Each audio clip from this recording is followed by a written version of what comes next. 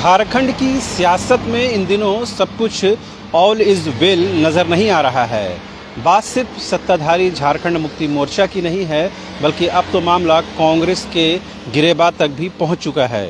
इस वक्त हम मौजूद हैं झारखंड की सत्ता के केंद्र में जो व्यक्ति है, यानी झारखंड के दिशोम गुरु शिबू सोरेन के आवास के पास। मेरे पीछे ये तस्वीर आप देख पाएंगे कि आवास ये श्री शिबू सोरेन जी का है। रांची के मोरहाबादी क्षेत्र में उनका ये आवास है।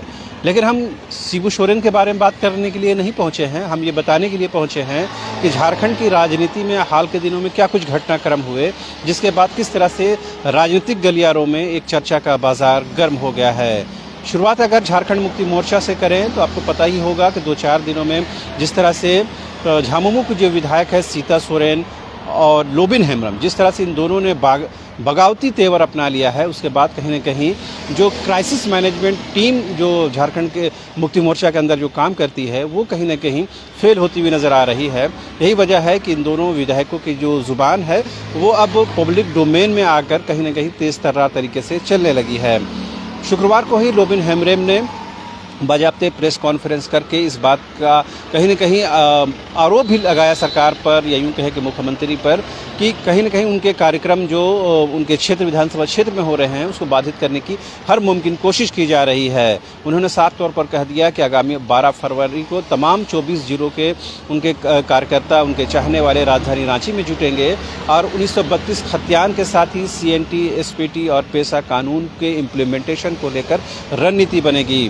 उन्होंने यहाँ तक कह दिया कि विधानसभा सत्र, विशेष सत्र बुलाकर हेमंत सोरेन यानी झारखंड की गठबंधन सरकार इस बात को तय करे कि स्थानीयता का आधार क्या होगा और वहाँ से एक रूपरेखा बनाई जाए। लेकिन साफ तौर पर उन्होंने ये भी कहा है कि अगर गुरुजी यानी कि शिबू सोरेन अगर उनसे अपना गर्दन भी मांगेंगे तो वो खुशी खुशी अपनी गर्दन को काट कर उनकी चरणों पर निछावर कर देंगे। यहाँ यही बात नहीं रुकी, उन्होंने ये भी कह दिया कि रिश्ते के तौर पर जो हेमंत सोरेन है वो भतीजा है, लिहाजा अगर कुछ गलती या कुछ होती है तो उनको यह हक और अधिकार है कि वो रास्ते को दिखा सकें। ये तो बात हुई लोबिन हेम्ब्रम और सीता सोरेन भी किस तरह से हाल के दिनों में मुखर हैं और उनकी दोनों बेटियां दुर्गा सोरेन के माध्यम से किस तरह से राजनीतिक गलियारों में अपनी पहचान बनाने की कवायद कर रही हैं, ये किसी से छिपा हुआ नहीं है।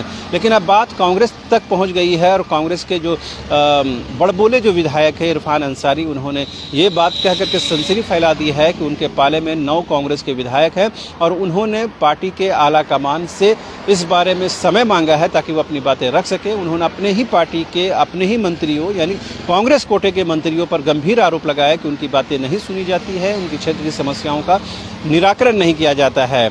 ऐसे में साफ है कि कांग्रेस के अंदर ही सब कुछ ठीक नहीं है। हालांकि कांग्रेस के प्रदेश अध्यक्ष राजेश ठाकुर कहते हैं कि पार्टी में सब कुछ सामान्य है। अगर कोई 2-4 विधायक अलग से बैठकर कुछ बात करते हैं तो इसका अर्थ ये नहीं है कि पार्टी में विरोध हो रहा है, पार्टी में किसी तरह की उठापटक की स्थिति बनी हुई है। पार्टी में सब कुछ सामान्य है। लेकिन जो इरफान अंसारी की जो भाषा है, जो ज़बान है, वो ये बताती है कि बात यहीं तक नहीं रुकेगी, ये बात कहीं ना कहीं दिल्ली के गलियारों तक भी पहुंचेगी। ये तो बात झामुमो और कांग्रेस की हुई। अब बात 1932 के खतियान के आधार पर जो कुछ रणनीति बन रही है। पिछले दिनों ही आपको पता होगा कि झामुमो के जो विधायक रहे हैं अमित महतो, उन्होंने झारखंडी खतियानी पार्टी का गठन किया है और इसका उद्देश्य बताया है कि झारखंड के आदिवासियों, मूलवासियों के उनके हक और अधिकार की ये पार्टी लड़ाई लड़ेगी। लेकिन जो लोग भाषा को लेकर, जो लोग खतियान को लेकर, जो लोग नियोजन को लेकर आंदोलन कर रहे हैं, उनके बीच भी कहीं ना कहीं दरार पड़ती हुई नज़र आ रही है। और ये माना जा रहा है कि 15 तारीख को यानी 15 अप्रैल को जो घाटशिला में एक महाजुटान होने वाला था तमाम आंदोलनकारियों को और वहाँ से एक पार्टी की रूपरेखा बनती, उससे पहले ही अमित महतो ने एक नई पार्टी का गठन कर दिया है। और उस पार्टी के गठन के कार्यक्रम में गीता श्री उरांव, पूर्व मंत्री, पूर्व कांग्रेस नेत्री वहां पहुंची और पार्टी ने उन्हें महासचिव के पद से नवाजा भी है। तो इससे जो दूसरा जो गुट है, यूँ कहे कि आप सूर्य सिंह बेसरा की बात कर लें या दूसरे जो लोग हैं, वो कहीं ना कहीं नाराज़ हो गए हैं और ये बताने की कोशिश कर रहे हैं कि आंदोलन में कहीं ना कहीं दरार पड़ता हुआ नजर आ रहा है। तो कुल मिलाकर ये कह सकते हैं कि झारखंड की राजनीति में इन दिनों कहीं ना कहीं अंदर खाने ही एक भूचाल आया हुआ है, जिसका जाहिर तौर पर अभी बहुत आम लोगों को पता या आम लोगों को इसका इल्म नहीं हो पा रहा है। लेकिन जब अनकरीब राज्यसभा का जब चुनाव होगा, जब 2 सीटें जो झारखंड से खाली हो रही हैं, तो उस चुनाव में कहीं न कहीं ये गठबंधन दल को अपनी एकजुटता, अपनी शक्ति का मुजाहरा करना होगा। और आपको ये भी पता है कि थर्ड फ्रंट का भी गठन हो गया है, जिसकी अगुवाई सुदेश महतो आज से सुप्रीमो कर रहे हैं। उनकी क्या रणनीति रहेगी और लोकसभा चुनाव में क्या कुछ सियासी उठापटक होता है, ये देखने वाली बात होगी। तो कुल मिलाकर ये कह सकते हैं कि झारखंड की आबो हवा जितनी ही बेहतर, जितनी शानदार हो, लेकिन यहाँ की राजनीति इन दिनों उबाल पर है। कैमरा पर्सन हृदय के साथ रांची से न्यूज़ बाइस्कोप के लिए शहनवाज।